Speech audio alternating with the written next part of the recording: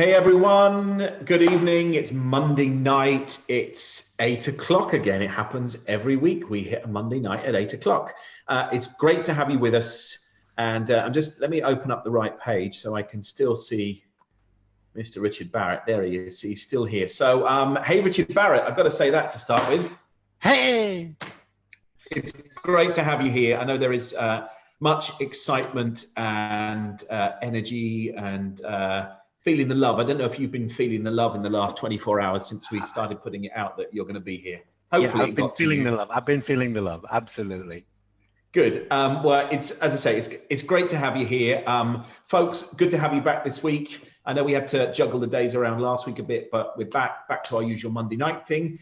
And I'm going to crack straight on. Normally, I might dribble on a bit at the beginning, but I'm going to do less dribble because the quality of our dribble tonight is so extraordinary with Richard on. I want to give him as much time as possible. So I'm honored to have you here. For those of you that don't know Richard Barrett, he's internationally recognized author, speaker, thought leader, founder of Barrett Value Center, fellow of World Business Academy. And so I came across Richard probably maybe 3 years ago. So I studied spiral dynamics a lot. I was fascinated by Frederick Laloux's work, and a consultant I was working with on a piece of work said, "Hey, I'm doing this Barrett profile." I'm like, Barrett profile? Never heard of it.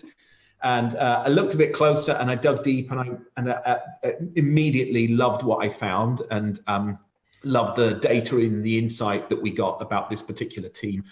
And I went and studied it, and as you know, Richard, I did the consultant's course, and have to say, it's absolutely revolutionized the way I work with organizations and culture and individuals. And what's so great to see is that the quality of what comes up and the quality of the conversations that are started and people's very immediate insights, actually it's resonated with everyone where I use it. So even in advance of this evening, I have a big thank you and love to give you for all that you've already given us.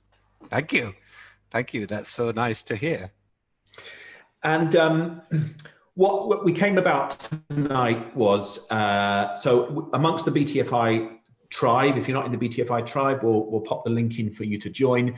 We've had conversations a lot in the last 7, 8, 9 months plus around good mind hygiene. So how do we live well? How do we create an existence of being a happy human being, whether that's running our own business, a part of a corporation, or just in the rest of our lives, in the wider sphere of our lives? And it kind of struck me at that point, Richard. I read your book, The Psychology of Human Wellbeing, and that struck a lot of chords for me about the connection between soul and ego and well-being. And it seemed obvious that we get you on here to talk about much of your work. I know not all of your work, because I've already said before we came online, we'd be on here for hours and weeks and months. But at least to start skimming the surface and just to get a glimpse into the mind of Richard Barrett. And you know, the well-being industry is massive, isn't it? It's like, so in 2015, I put down a couple of stats earlier, about $3.7 trillion was spent on the whole well-being industry, and UK alone is worth about 26 billion euros.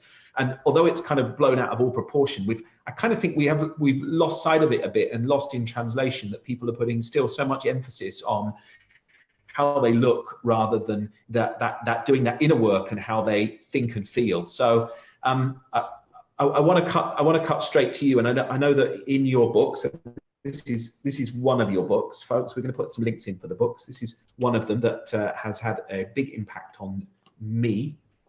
The bookmark keeps moving around because I keep rereading it. But one of your quotes in there is about well-being is the feeling that you get when you're able to satisfy the needs at the stage of psychological development that you're at. Tell us a bit about this, Richard. Describe what you mean by this. Yeah, well, people talk about well-being, and you know, I call it's a flatland conversation. They assume that everybody needs certain things to have a feeling of well-being. Well, that is not true. It depends on which stage of psychological development you're at. And so, well, people say, well, what are the stages? Well, there are 7 stages of psychological development, and every human being has the potential to go through these stages in their life. And if you're a successful human being, you will go through all 7 stages. However, if you get to a point where you don't master a particular stage, you may get held back. So, a favorite topic of mine is Donald Trump. It's one of my most downloaded blogs when I wrote about it. For example, Donald has been through the first 3 stages of psychological development, but has never got past there because he developed so many fear-based beliefs about not having enough, not being loved enough, and not being enough, that he's constantly trying to meet these unmet needs, which prevent him from individuating and moving into the higher levels of consciousness. So the first 3 levels of consciousness are about satisfying ego's needs. We all need to become viable and independent individuals in our cultural framework of existence. But once we've got there, which is around 25, we want to individuate. We want to let go of this parental programming and cultural conditioning so we can find out who we really are. And that then starts the upper 4 stages of development. We'll go more into that in a moment, I presume. And so what's got in the way for Trump? And actually, is there any hope? Maybe we need to ask if there's any hope for him to move and progress through. I believe not.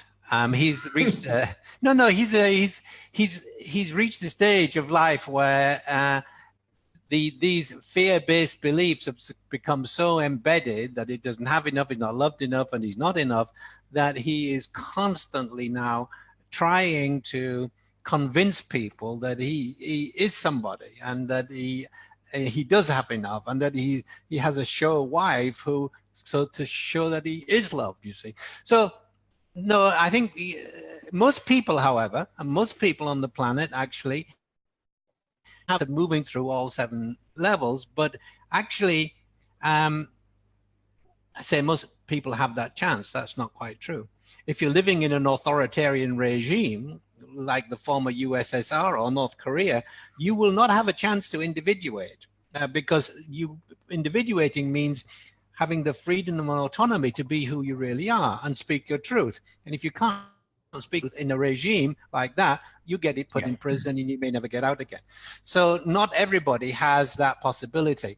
And if you're still in poverty, you're going to be focused on your survival needs most of your life, and you never get past the survival, relationship, and self-esteem needs. Maslow talked about them.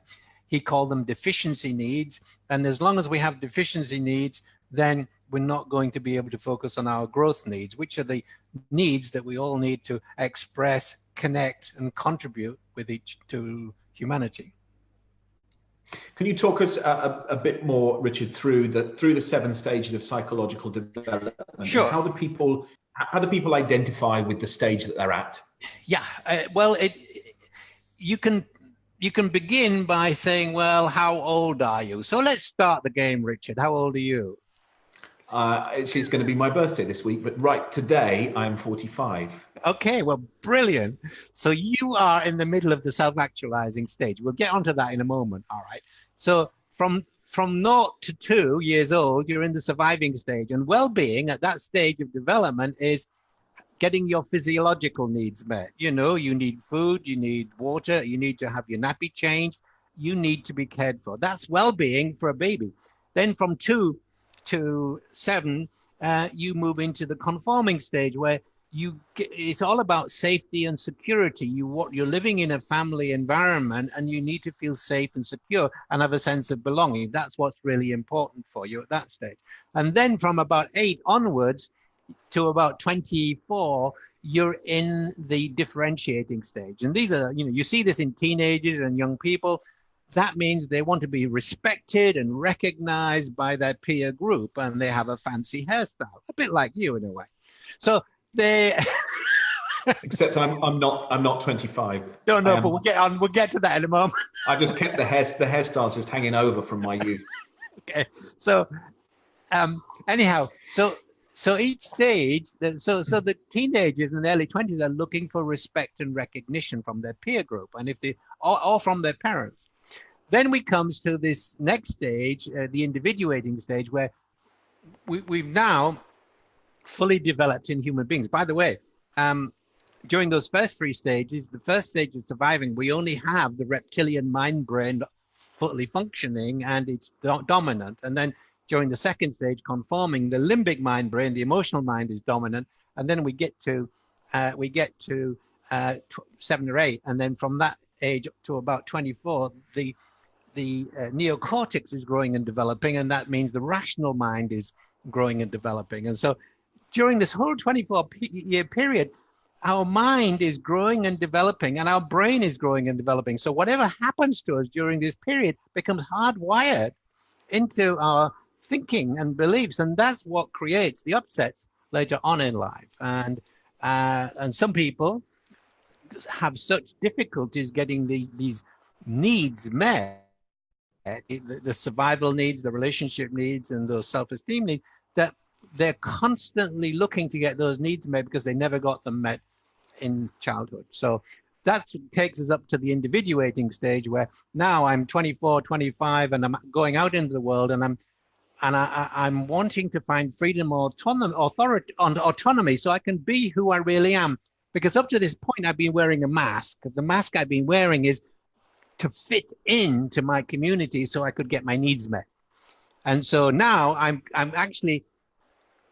become viable, I've become independent, and I don't need to wear this mask. And I'm saying to myself, who am I? And now I begin to examine more deeply, ask myself the question, well, what are my beliefs? And what are my, most importantly, what are my values? And we need at this time space to explore who we are and to make mistakes and find out what we like and what we don't like and what we're good at. Then we come to the self-actualizing stage, which is where you are. And that is the stage where we are now looking for a deeper sense of meaning and purpose in our life. That's how the ego sees it. The soul, on the other hand, sees it as self-expression. How do I fully express who I am in this physical body, in this life? I came into this life to give this self-expression, and I want to express. The ego is looking for meaning and purpose. The soul is looking for self-expression. As we move then into the 50s, I've got my sense of meaning and purpose. I've found out what I love to do. And now in my 50s, I want to make a difference in the world by giving my gift. However, I can't do that unless I can connect with people. If I can't connect with people, how can I make a difference? So connect from the soul perspective, connecting is fundamentally important in the 50s.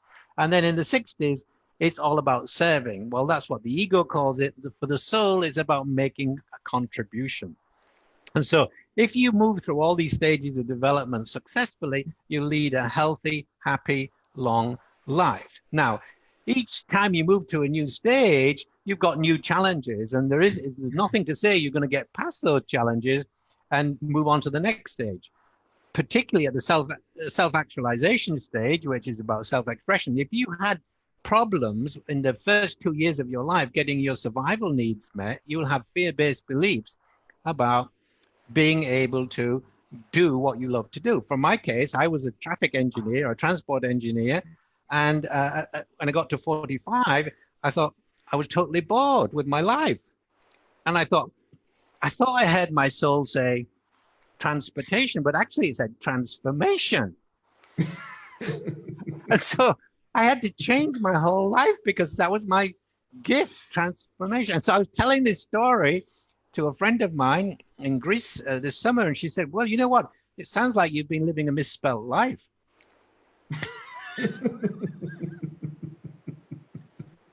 Anyhow, so brilliant.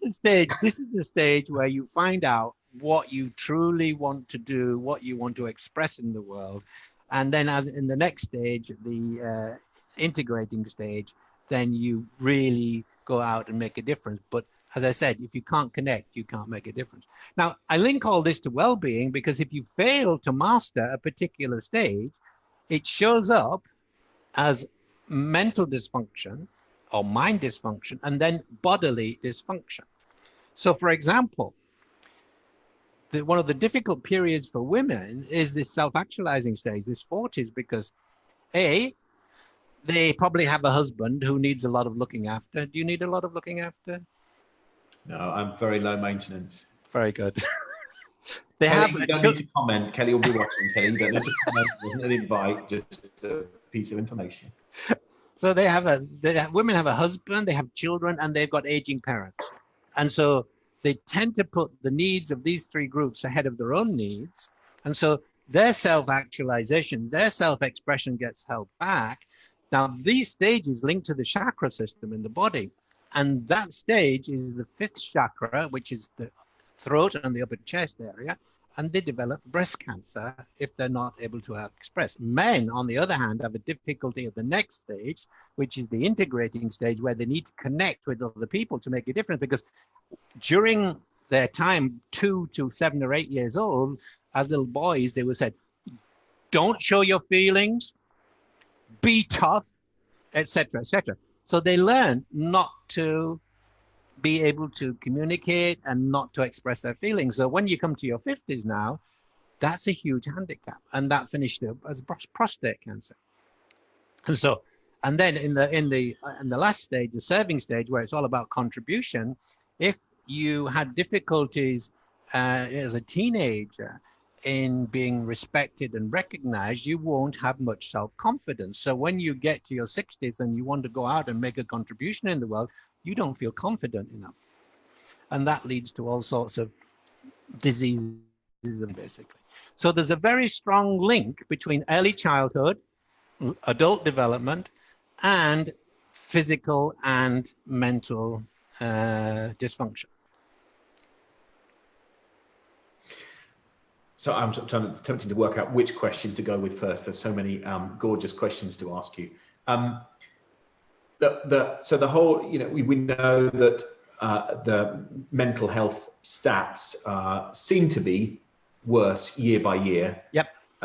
Whether that's just that people are talking about it or whether they are really much worse. And certainly the stats around, children between the ages of 11 and 15, we can expect, 3 children out of 30 to have some kind of diagnosable mental health condition. Yeah. And so do you believe that most of the illnesses that we pick up in later life at some point in that 0 to 24 years is where the seed is planted for that? Absolutely. I've linked, for example, the health data, the leading causes of death to the stages of development. I've also linked suicide rates to the stages of development. For example, suicide rates really take off around the age of 15, 16, 17. And that is when the teenager is not recognized by her parents, and is not recognized by a peer group. And that what happens in America is that's the school shooter, the one who goes in and kills all the other children in the school, kills children in the school, to be seen, to be recognized. I mean, and so when you fail at any particular stage of development, there are significant mental problems associated with that. And at each stage, so the suicide rate climbs up till the self-actualization stage. Once you get past the self-actualization stage, it tends to go down, although the risk of suicide goes down. But so people, for example, in their 40s who find themselves with a huge mortgage in a career that they chose, like I did when I was 17, and find that career is not satisfying, stuck in a job that they don't like, they're not fulfilling, and their soul expression, which is held back. And so all of this means that this ego-soul dynamic actually plays a significant part in our sense of well-being, mental health, and physical health. Can you just, I'd love to hear you clarify. I've watched you talk about it before in some of your videos and read that you've obviously written a lot about it. Just to clarify for people watching the distinction in your words between ego and soul. Yes. So the soul, everybody, it's interesting. I've done this so many times, but I'll tell you the result. Over the past 3 years, I've asked people in my audiences to stand up if a following statement is true, okay? So I say, I have a television, and they stand up, and then I say, I am a television. Of course, nobody stands up. Then I say, I have a car, I am a car. And then I say, I have an ego, and people stand up. And I say, I am an ego. Some people stand up. But then I say, I have a soul. People stand up. And then I say, I have a soul. I am a soul. And people stay standing. And I look at them. And this happens like 98% of the people do that. And I say, well, okay, so, you know, you're very clear about whether you have a television or you are a television, but you're not very clear about whether you have a soul or you are a soul. And so the truth for me is that everybody is a soul. You're the soul incarnated. It's an individuated aspect of the universal energy field. You are a soul, I am a soul. We're both individuated aspects of that universal energy field. So when I look at you, in a sense, I'm looking at another aspect of myself, because we both come from that same source. So then that says to me, well, if I give to you, I'm actually giving to another aspect of myself. And I love giving to myself, so I'm going to give to you. So it puts a whole new perspective on who you are and, you know, what your life is about. I do a workshop in Tuscany. It's 4 days of living in soul consciousness, where we take people from having a soul to recognize that they are a soul. And it changes everything. For, you know, you've commented on books, you know, on my book. I've written 12, 13 books. And most of those books are simply downloaded from my soul. You know, God, I wish my soul would learn to sleep, but at 4 o'clock in the morning, I wake up and I have a title for a new book, and I have the chapter headings, and then I have to sit down and spend a year writing it. So it's like the ultimate guidance system is living in soul consciousness, because your soul chose your body to live in this life, and it chose it for a purpose. And so if you can become the servant of your soul, you're home and dry. Because the issue with between the ego and the soul is that the ego lives in fear and the soul lives in love. And energetically, that creates a tension. So what is the ego? The ego is actually created by the soul roughly around the age of 2, protect itself from separation, because the soul comes from this fourth dimensional energetic perspective where there is total connection. And as the soul incarnates into the body and begins to realize in this 3-dimensional material world that there is separation. And for the soul, separation is pain. And so the soul creates the ego as a buffer to prevent the soul from this pain. And so the ego takes its job seriously, very seriously, and it's not aware that it was created by the soul. Now, the soul's ego does the same thing. Have you heard of alter egos? Well, the alter egos are other psychic entities. The soul created the psychic entity of the ego.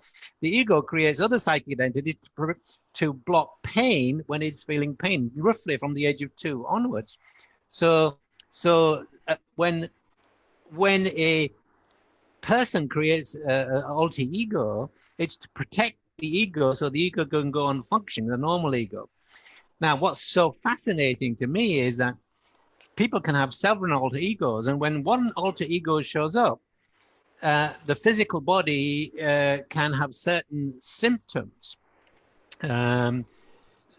certain sicknesses, can even be blind. And when that alter ego is no longer dominant, that person is normal. It is absolutely amazing how an alter ego can have different diseases, and when the ego itself is back dominant, they do the tests and the body is normal. So there's this amazing link between the mind and the body. Anyhow, so the soul creates the ego as a buffer, and what the soul really wants is to be present in 3-dimensional material awareness. So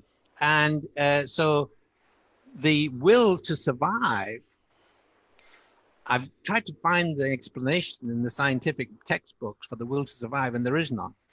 The will to survive is really the soul's will to be present in our 3-dimensional material awareness. The ego takes that on. And during the first 3 stages of development, He learns to survive, to feel safe and feel secure. And then comes the individuating phase where you begin to say, oh, wait a minute, I'm not that enculturated person. Who am I? And then so you begin to let go of all of the fears that you learned about getting your survival, safety, and security needs met in order to move into soul consciousness. So the ego-soul dynamic is always the dynamic between fear and love.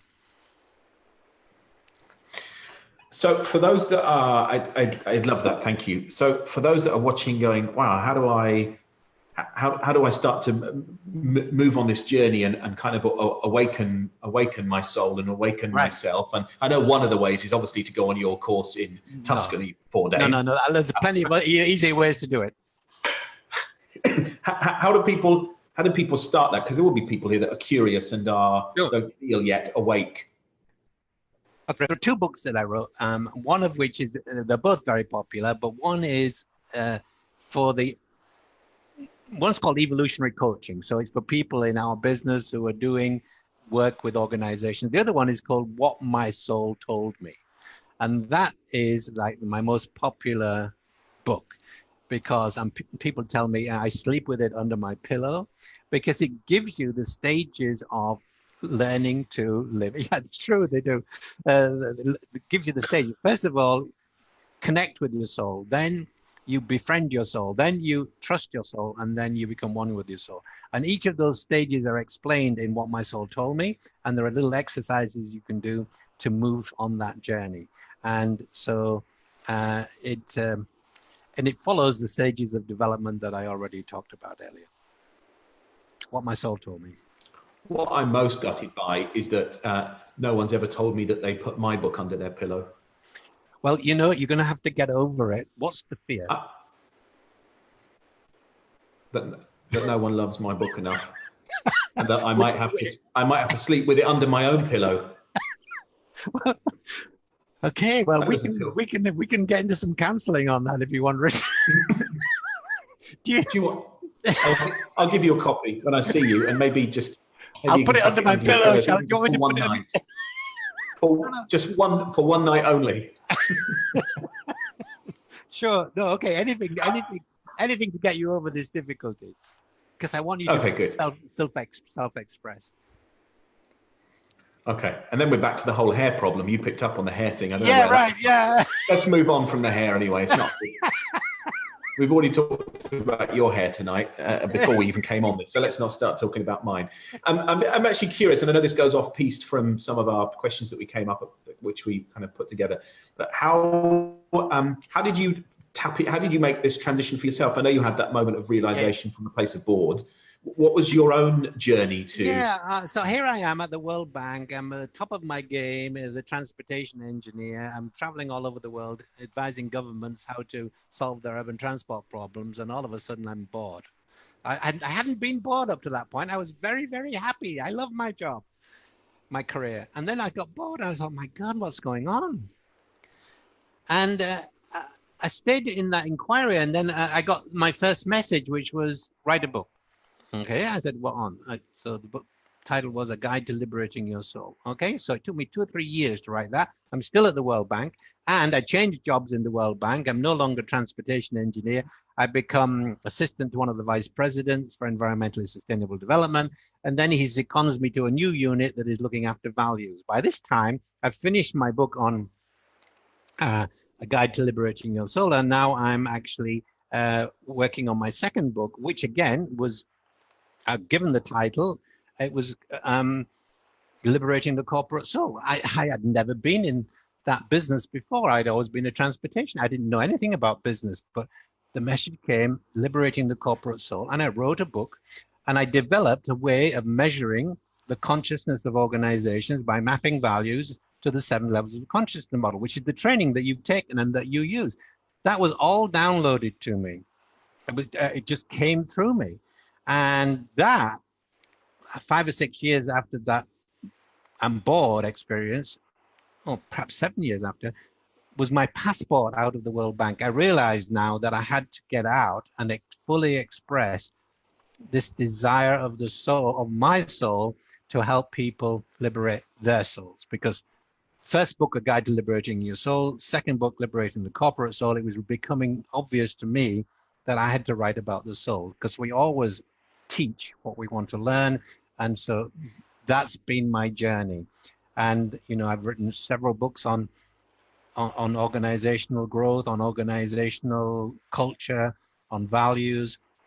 And now I'm writing books about the values in nations, how you transform national consciousness at one end of the spectrum. At the other end of the spectrum, I'm deepening my understanding of this ego-soul dynamic process, which we all go through in the 7 stages of psychological development.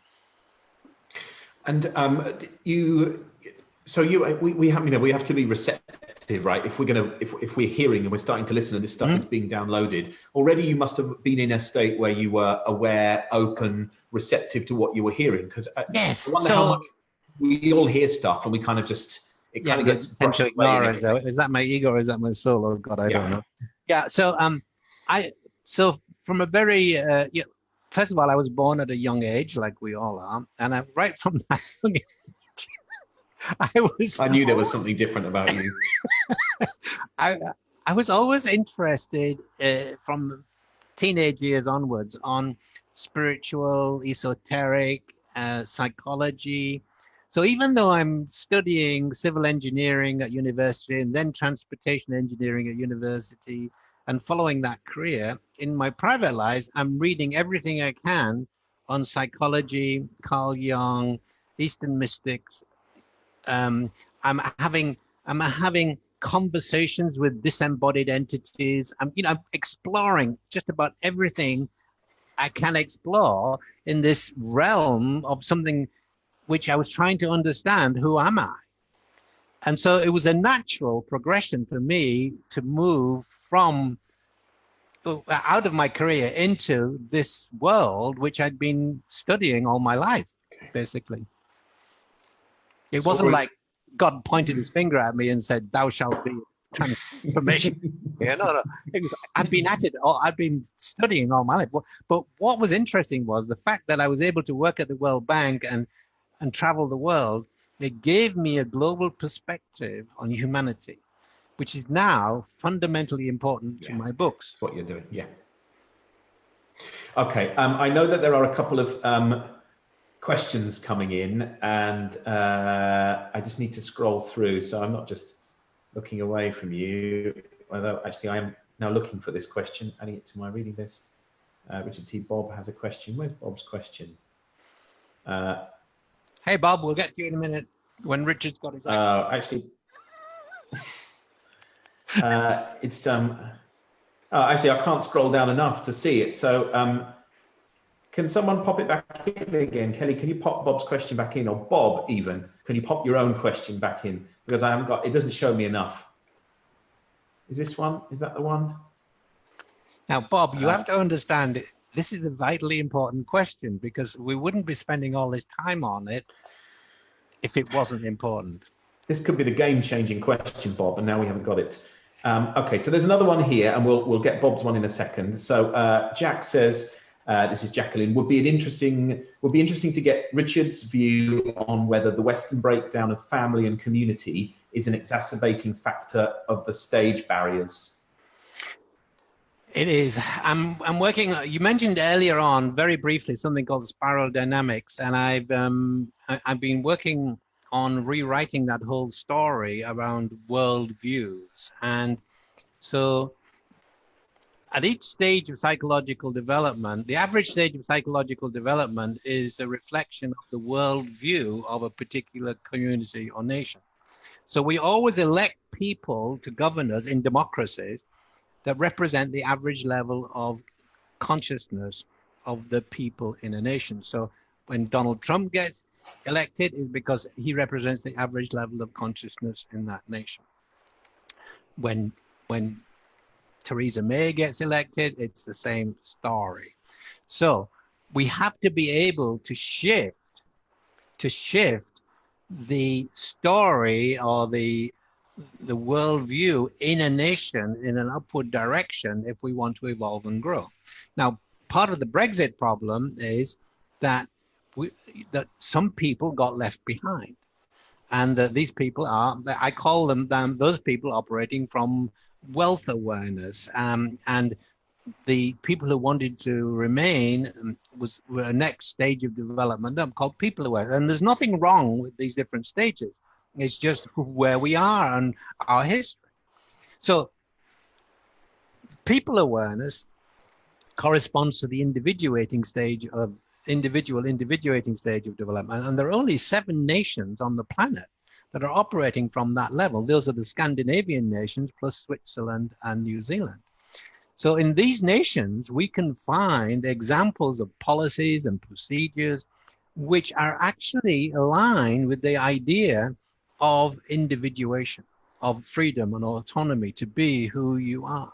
Whereas in our own nation, the UK, was one level down in wealth awareness, which is the last stage of ego development, where we are actually, I mean, it's amazing that when you really look into this worldview of wealth awareness, we're actually creating nations which are stratified by wealth. Housing areas are stratified by wealth. It's in the planning laws. It's everywhere, and so we've lost this sense of cohesion, this social cohesion, because we are allowed these tremendous inequalities to come into our lives through the current worldview of wealth awareness. You go to the Scandinavians and these other countries I mentioned, they've moved beyond that, and so people pay a lot of taxes, but they do so quite happily because the money gets spread and the whole nation is lifted. People don't get left behind, and right now that's what's happening in the USA, and that's what's happening in the UK, and that's why we have Trump, and that's why we have Brexit. So what's it going to take, without getting onto a political Facebook Live, what's it going to take to shift UK? Okay. I'm just finishing a new book, The Evolutionary Human. It's going out to get, in fact, I'm sending you a copy to get endorsement. Yeah, you don't know that, but I just put your name on a list today. It's a good list. It's not a bad list. You'll be all right. And so what I did was I looked at the 7 nations that were exemplifying this individuating stage of development, helping people to individuate, rather than keeping them down in the ego stage of development. And I said, well, what are they doing? So there's a book that was written recently called The Nordic Secret. Why is it that Norway, Sweden, Denmark, Finland, and Iceland are always like the top right-hand corner of every graph? They're like succeeded in every way. And so the Nordic Secret, I'll tell you what happened. Around 1850, some of the leaders in Denmark got hold of an idea from Germany called Bildung. And they realized in Denmark and in Sweden that industrial revolution was coming, and these local rural communities, they had to educate people because they would be moving to cities, and they needed reading, writing, arithmetic, but they also needed a larger sense of identity other than their local community. They needed a national identity. And so they implemented a program which they called sounded like ego development. I would call it a process of helping people to individuate, move through differentiation and individuation stages. They targeted people from 15 to 30 years old, and that for several generations. And it shifted the whole mindset. Now, at the same time, in those nations, there was something called, and I've only discovered this about a year ago, or a friend of mine discovered it, or brought it to my attention, the law of Janti. The law of Janti is, you'll find it only in these Scandinavian nations, but it basically are some rules for living which says you're not better than I am, you should not poke your head above this, and you should not do this, and you should not. It's really about holding back excessive amounts of self-esteem and reminding you that you're a part of a community. Now, you can talk to almost anybody in these Scandinavian nations, and they'll know about the law of Janti, the rule of Janti, but they don't talk about it. And basically what it did was it stopped the elites from having excessive power. And so there, in these Scandinavian nations, you have a sense of cohesion, you have a sense of collective responsibility for the common good. And that's where we need to go. And so I'm writing about that in my new book, which is called The Evolutionary Human. The reason it's called, the byline for that book is how Darwin got it wrong. The Evolutionary Human, how Darwin got it wrong. It was never about species, it was always about consciousness. So in that book, I actually describe what I call evolutionary intelligence, and there are 3 algorithms for evolutionary intelligence, and these algorithms always kick in whenever an entity, an energetic entity, that could be an atom, a cell, a human being, whenever we get to a point where we are threatened and we don't know what to do, evolutionary intelligence clicks in, and it either says, you've got to become stronger and more resilient, or you've got to bond with other people so you can become stronger and more resilient. Or if you're already in a group structure, that group structure has to cooperate with other group structures to become stronger. And those 3 algorithms explain the whole of evolution from the Big Bang to the present day. And yeah, that's what that book's about. So so back to the question about what has to happen here, what has to happen in the UK for there to be a shift, because we don't have the law of Jante in place. Right. So I believe what needs to happen, and this is what I've been struggling to understand, because I wrote a book several years ago, in 2009, called Love, Fear, and the Destiny of Nations. I've been trying to figure out what is required in order to shift the consciousness of a nation.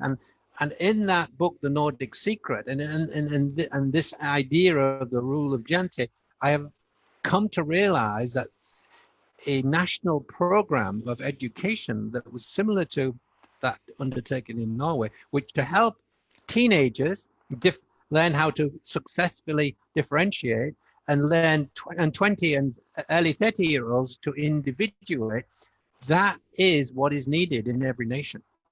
And this is something that you and I will be discussing at the meeting in November later this year. And I've really only come to understand that in the last 3 months. So this is something that I think of fundamental importance, to replicate what happened in the Scandinavian countries in every nation. Because the people who wrote The Nordic Secret said any nation can develop a sense of cohesion. It requires helping people differentiate and individuate. Yeah. And I wonder if any of our education system, and that admittedly that wouldn't be our whole system piece, but even as a small part of the system is beginning to do that. Have you looked into that yet? Whether that happens? Well, okay, so that's the 15 to 30 from the kindergarten upwards. There are amazing things happening, and so there is an earlier part of the program that says every child should have a values-based education. They should know what values are and how to negotiate with values. Every child should learn to meditate. Every child should learn how to express its natural talents, connect with other children, emotional intelligence, and contribute to the classroom, contribute to the school. So if you teach people, these are the desires of the soul: self-expression, connection, and contribution. If we can teach our kids to do that at an early age, it will become so hardwired that they will sail through all the other stages of development and will create a better society for everybody.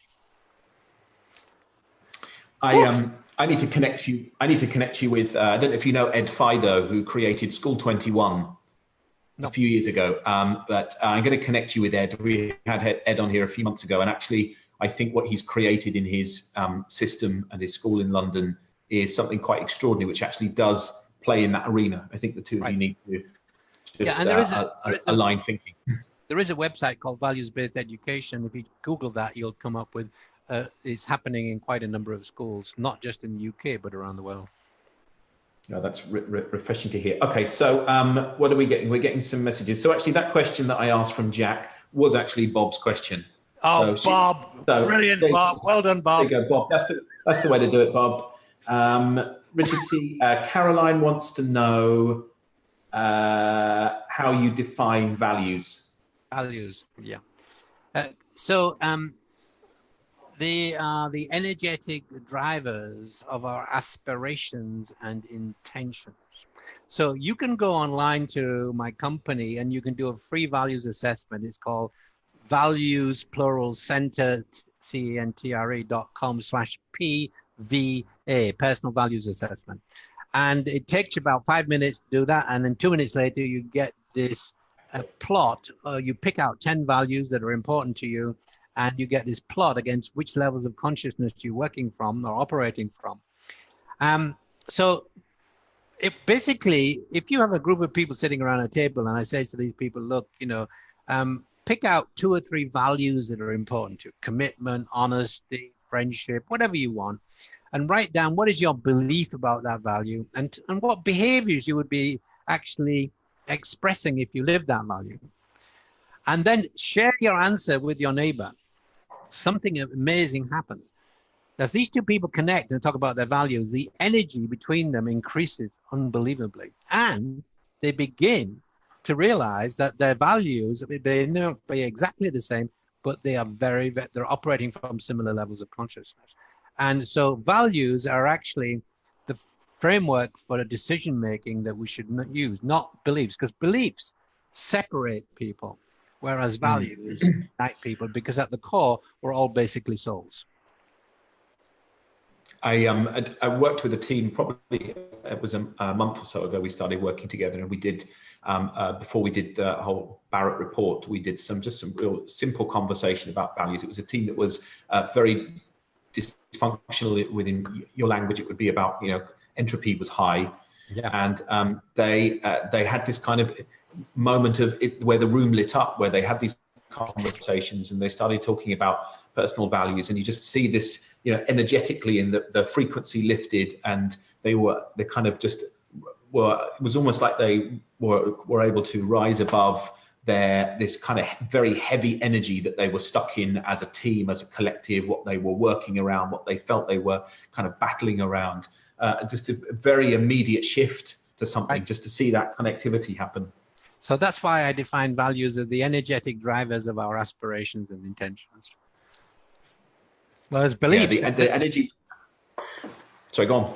Whereas beliefs are just assumptions we hold to be true, and we don't know whether they are true, but somewhere along the line we learn this belief and we use it for decision making. Whereas values come from the very core of our being. That's why we get so energized when we talk about them. The energy in the room was palpable, actually, and what was just kind of real bliss point, sweet spot, was that I didn't need to point that out to them. They spotted it themselves. They could feel it. Yeah. And feel it not just about their own conversation, but feel it about just that kind of that collective energy in the room. It was a great moment.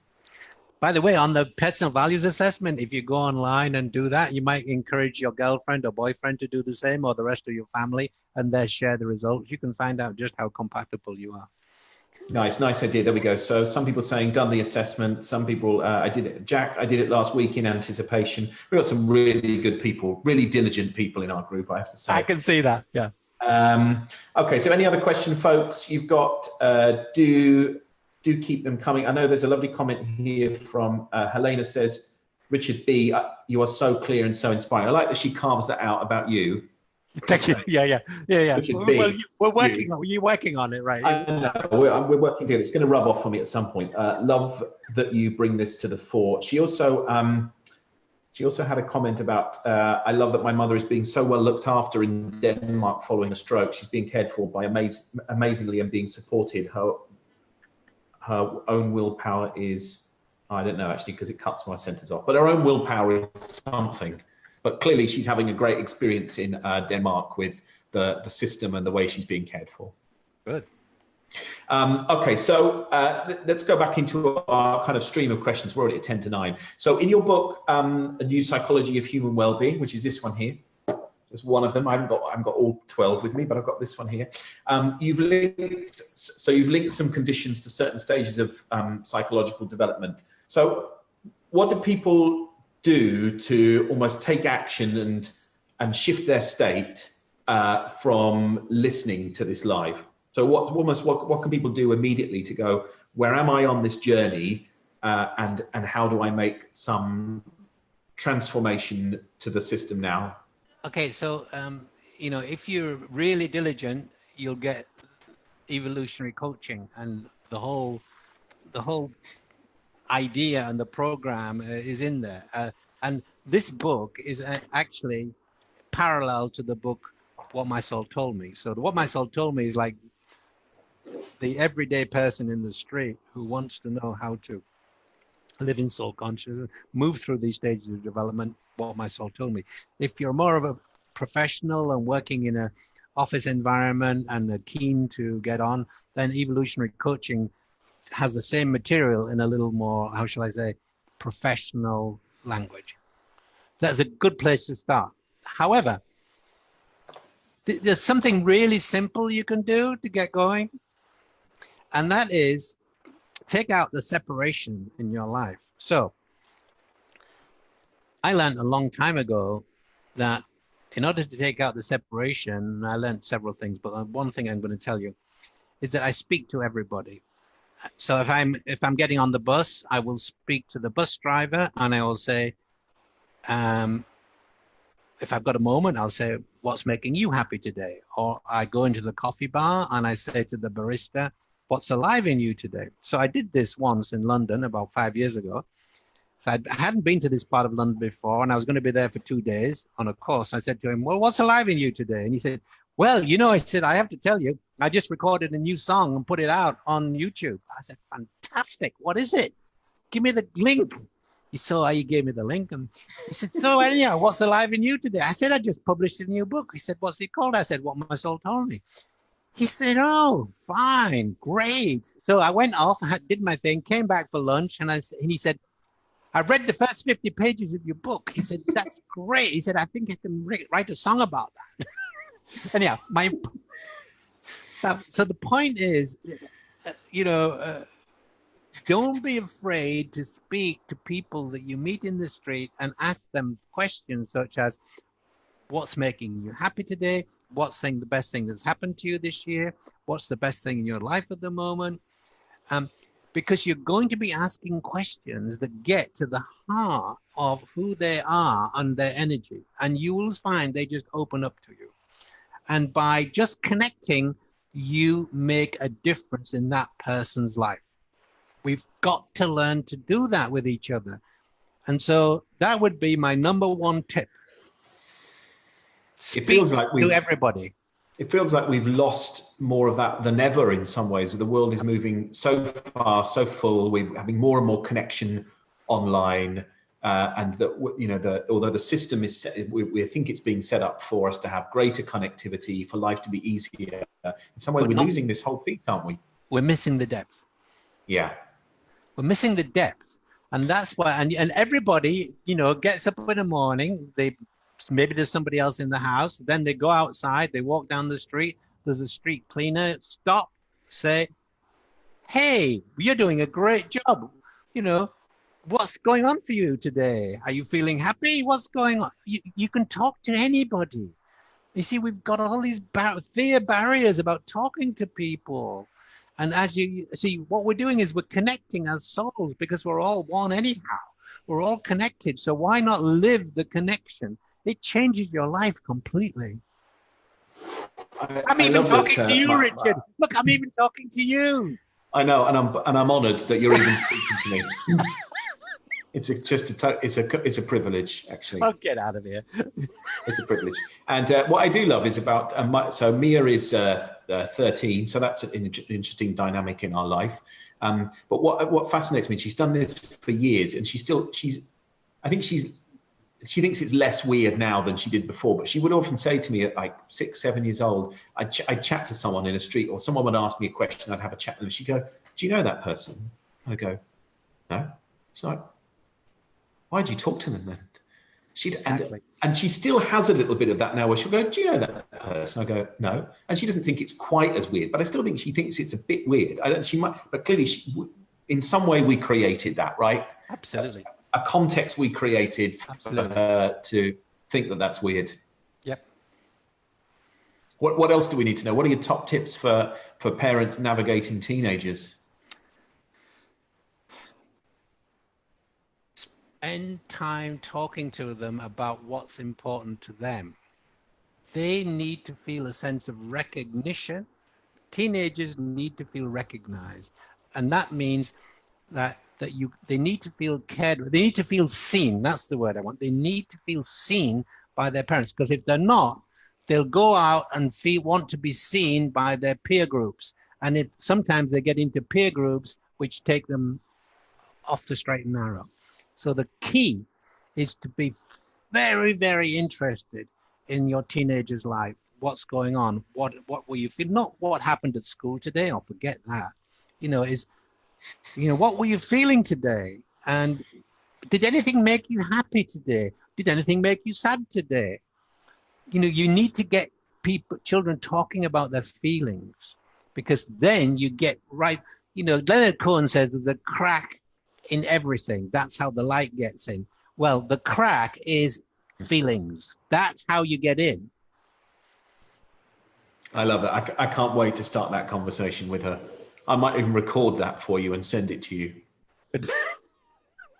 I think it'll go along the lines of, no. Fine. Yeah, it was okay. Normal. That's what I said her response to me. It was normal. It's just another normal day. So then the next step,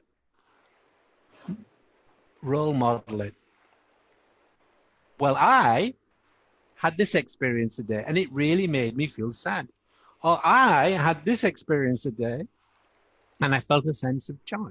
You have to role model it. Yeah, do you know what I'm actually going to do is I'm going to tell her that next year I'm sending her away to Uncle Richard for 3 months in Tuscany. Yeah, brilliant. And she's going to get 3 months with Uncle Richard. She'll love that. Yeah, no problem.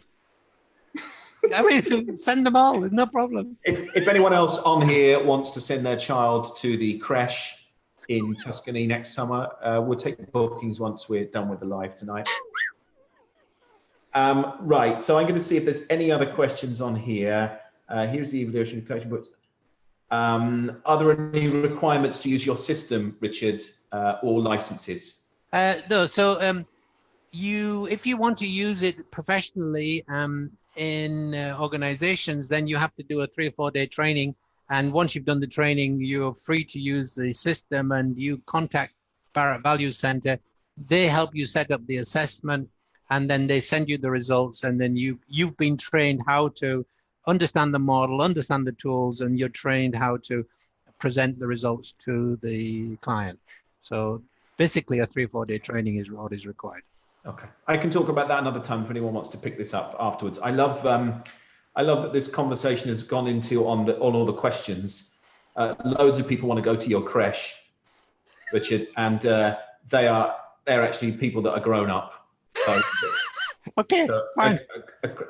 A creche for grown up. And there's also lots of people bringing the whole north-south divide in, saying that it's clearly the northerners that chat to more people than the southerners. By gum, that's absolutely correct. I can tell you, lad, because I'm from Hull. And someone else, Kate Stacey, saying, yes, it's interesting because we tell our children not to talk to strangers. Which, we spend a lot of time, and even more so now. Again, the world is less safe, and we shouldn't speak to people that we don't know. And so we've created some of that, haven't we? Yeah, and so there is a certain truth in that, but why not do it?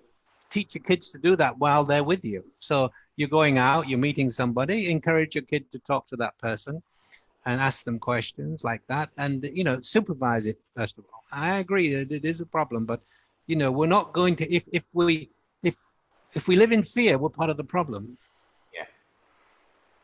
Yeah, for sure. So look, tell me a bit about, you mentioned the new book. Tell me a bit about the new book and what's ahead for you in the next 12 months, do you think? I know you haven't got all the downloads yet in advance, but yeah. So the Evolutionary Human is coming out soon, and then a book called Worldview Dynamics and Global Consciousness Indicators. So I've just created a new website where you've got all my new stuff out there. Is www.aahv.global, www.aahv.global, and everything that I'm doing, my new work is all in there, and that's where I will be publishing all my new work. Okay, we're going to pop the link in for that for those of you that that want it. So that will be there ready for you to grab. There we go. There's the link already. See, Kelly, she's so on it. Oh, yeah. And Jack's saying, did you see the, no, it's Helena saying, did you see the, there was a great video where kids went and talked to adults in a cafe. Have you seen that? No. They put it out a few weeks ago where they went and got curious about speaking to older people and asking them questions about Brilliant. Things that, what things made them happy. And it was just a gorgeous moment. We'll post it in this so you can see it afterwards. It's really good. Really terrific. So how can people stay connected with you? Through the website's one way, obviously through the creche next year. What else? Yeah, richardbarrett.net. And the other link that I'm going to put there from my new website.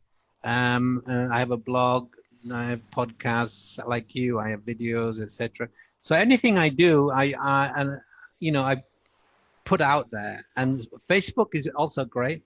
I do a lot on Facebook. I put my personal stuff on there, and I put my professional stuff on there, and also on LinkedIn. LinkedIn and Facebook are my main two social media at the moment. That may change in the future. So okay. Just link up with me, and I put stuff out on Facebook every week, and I put stuff out on LinkedIn every month, basically. I personally am very excited about spending a week with you in November. 5 days we get together. Great. Me too. And you can style my hair and everything. It's great. I'm going to be, I'm not going to mention it ever again. What, my hair? Yeah. No, but see, I think you are. No, I don't think so. Oh, I think you will. I think you're fibbing. Okay. All right. We'll find out. In November. So in November. Okay. So loads of thanks for you. Loads of love. Everyone wants to come to Tuscany. Basically, it's going to be a very busy summer for you. Some people would like to be a fly on the wall for my conversation with Mia, which is great. I'll film it. It's going to be a short conversation, but I'll film it. I am hugely grateful for having you on here too, Richard. For those of you that are watching, please share the video, because there's some hugely important messages that would be good to get out. For the more people that see them from Richard would be great. So please share it. And I will be doing at least one other deep dive interview with Richard in person at some point when we get him around here, when he's back in London. Yeah, I'll be back in London on Thursday for the winter. Awesome. So that will go out into the Limitless Tribe, for those of you that are in it for the membership site. We could go on talking, and I'm going to wrap it up there because I know we've been an hour already, and you're an hour ahead, aren't you? Yeah. 10 o'clock for you. It's like, I know, it's my bedtime, isn't it? Yeah. Oh, okay. Well, we'll pack you off to bed with a hot milk or I don't know, some whiskey or limoncello. Limoncello. Oh, okay, very nice. Okay, I'm hugely grateful for your time and your energy and all you put out onto this planet that you have done and you continue to do. So I'm massively grateful. Thank you. I can't help it. I know. Please keep doing it. It's what I have to do. Please keep doing it. Bye. Okay. Big love to you folks. Keep putting questions in. If you want, we'll pick them up and we'll tag Richard in them. If you need a specific Richard response, you've got loads of ways of being able to get hold of him. Have an awesome week, everybody. Big love to you all. Big love to you, Richard. And we'll see you all soon. Thank you very much. Take care. Bye.